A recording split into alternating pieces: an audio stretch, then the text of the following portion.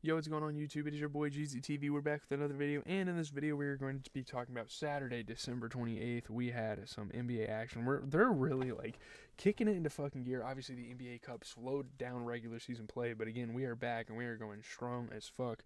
We have 1, 2, 3, 4, 5. I think we have like 6 games to talk about. Today was a really good day of basketball, and we're just going to go ahead and start with the main event of the night, the Knicks and the Wizards game. Holy shit.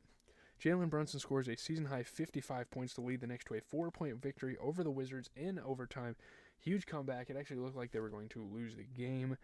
Jalen Brunson, insane overtime period, an insane scoring night, the best game he's had all season. Obviously, you get an insane scoring night for Karl-Anthony Towns as well. Great rebounding for him.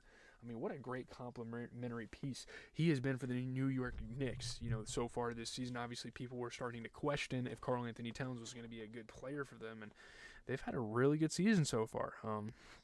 Season-long winning streak to 7 games for the New York Knicks. This is the best we have seen the Knicks all season long. Just an absolute eruption, absolute masterclass game for Jalen Brunson. Precious Achiuwa was being aggressive, getting to the rim. Really good game here. Clutch shot after clutch shot for Jalen Brunson, both in the fourth quarter and in overtime. Obviously, the Wizards had guys like Bilal Coulibaly kind of making it tough.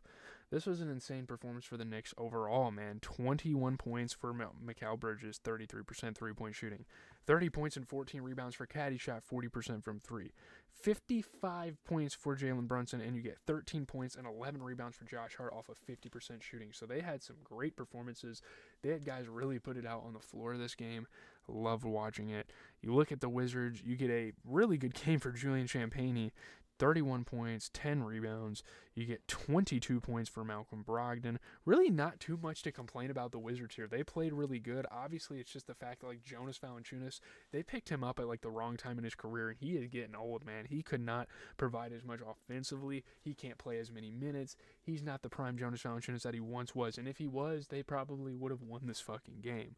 But there you have it. Fantastic game to start off this recap. As we get into the Bucks and the Bulls pull off a really dope victory. Obviously no Giannis, but Josh Giddey, of course.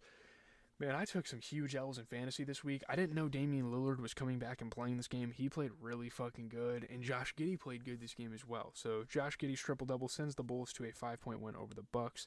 Josh Giddey, second triple-double of the season, doing a little bit of everything. Scoring, rebounding, and passing at a very high level. You love to see it out of him. And yeah, it was just the Josh Giddey show. You love to see that, obviously after everything that he's kind of gone through with all those allegations, to come out here and have a game like that, that's pretty awesome. Torrey Craig was getting hot for the Bulls as well, putting in some impactful in between minutes. Great game. Obviously Damian Lillard was making it tough on the Bulls to win the game. Guys like Kobe White were hitting tough shots. Zach LaVine being Zach LaVine, using his athleticism on the offensive end of the floor. You look at the Bucks, 21 points for Chris Middleton. He's continued to be pretty consistent since returning from injury. He shot 67% from 3. You get 22 points for Brook Lopez, 29 points and 12 assists for Damian Lillard off of 33% three-point shooting. But again, the fact that they don't have Giannis and they have to start guys like Andre Jackson Jr., that's pretty fucking bad. But honestly, Taurean Prince, Gary Trent Jr., AJ Green, Ryan Rollins, they have all sorts of different guys off the bench that they could fucking start over Andre Jackson Jr., and I'm not sure why they don't do so. And to an extent, they gave AJ Green some more minutes, but even a guy like Ryan Rollins or even a guy like Gary Trent Jr., hell, fucking yeah, Taurean Prince, give these guys more minutes over fucking Andre Jackson. I know he's athletic and he has decent games here and there, but he's not starter material for what the roster is right now. As we get into the Suns and the Warriors, I'm not going to lie, the Suns have had a very tough break recently.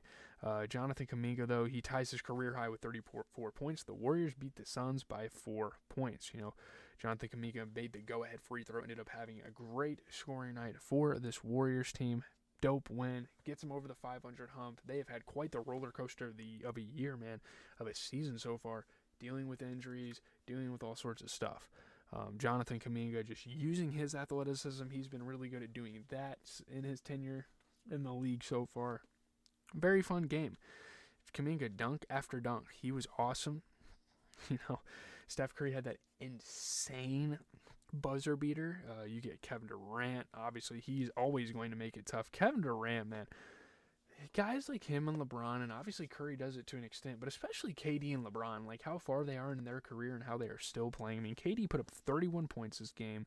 Shout out to Bradley Beal. They lost, but I mean, the dude put up 28 points. He shot 50%.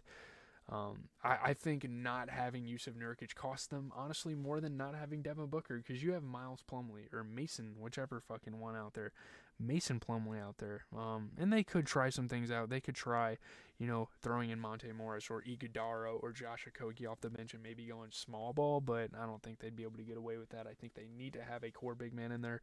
Mason Plumlee is not it. That guy, he's a mainstay in the league. He's been playing for a while. I respect the hell out of that, but he is just not starter material. He never will be, to be honest. But TJD, 16 points, 10 rebounds. You get 22 points for Steph Curry. I don't know why the hell Kuminga's off the bench, but it worked this game. He put up 34 points. He shot 40% from 3, 60% from the field. Great splits. Great efficient game for Mr. Kuminga. So we move on here. Give me a second. We are going to now talk about these. Now we have 2 more games to talk about. I kind of miscalculated some things. So we're going to talk about the 76ers and the Jazz game.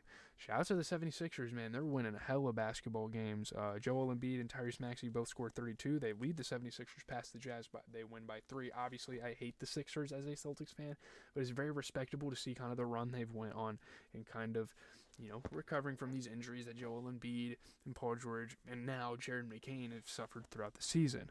Obviously, Joel Embiid and Tyrese Maxey trying to leave off where they did last year, being that scoring duo. I love it. They lead them to a victory.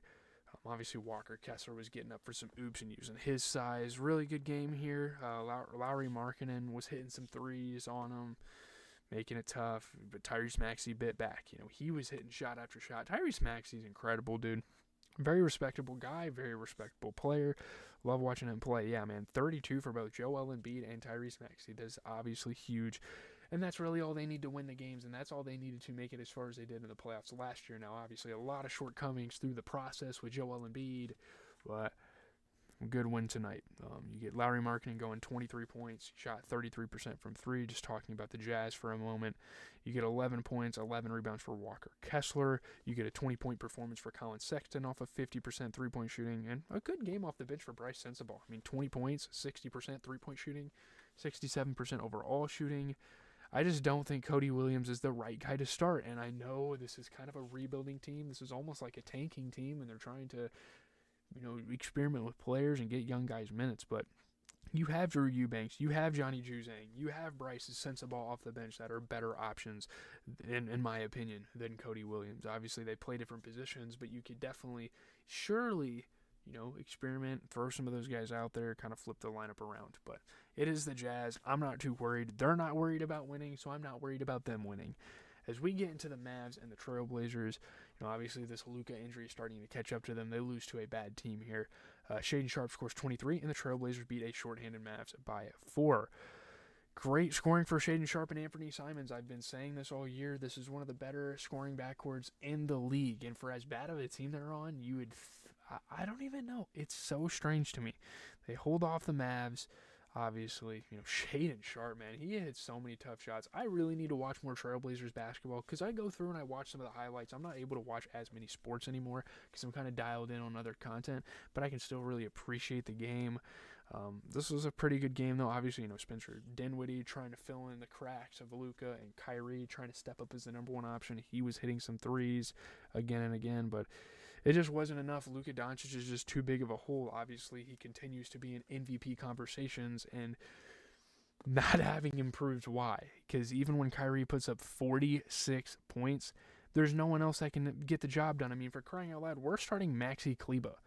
And that's because they don't have Luka, and they're trying to go small or kind of like bigger. I don't even know. They could have played anyone else but Maxi Kleber, though, to be completely fair. They have Prosper. They have Kessler Edwards, I think, is on their team now, which is kind of interesting. They have Dwight Powell. They have Quentin Grimes, Jaden Hardy. They have Gortman off the bench. I'm not even sure who some of these guys. Jazzy and Gortman. The fuck is that? They have Olivier Maxence Prosper. Like, these guys are playing because Luka's hurt. I don't know. Shout out to Kyrie for having a good game, but dude, no one else can do shit on that team. Really good game for the Trailblazers, by the way. 21 points for Denny Avdia, 21 points and 16 rebounds for DeAndre Ayton, shooting 60%. He's not a bust. I mean, casuals will try to tell you he's a bust. He's actually a very consistent basketball player. You get 22 points for Anthony Simons off of 50% three-point shooting, and you get 23 from Shaedon Sharpe, who shot 50% overall. Really good game for the Trailblazers. I feel like this team has a future. Like, sometimes you would watch this team and think they are one of the better teams in the West, and other times it's like, yeah, you deserve that record. So, kind of looking at tomorrow's games, I'm excited for Heat and Rockets. Obviously, it's football Sunday. I'm not going to watch games too much. But you have Heat Rockets, you have Grizzlies Thunder, and then you have Spurs Timberwolves. And this is an early night, so the games are going to get done early. It's possible that I could get on here early and talk some of the games. But yeah, again, every single night there is basketball on. We are going to talk about all the close games. I'm talking single-digit scores. Some of these games were 10-point scores, and I decided to kind of just save time and save those teams for another day. If your team doesn't get enough love, it's because they're either getting shit on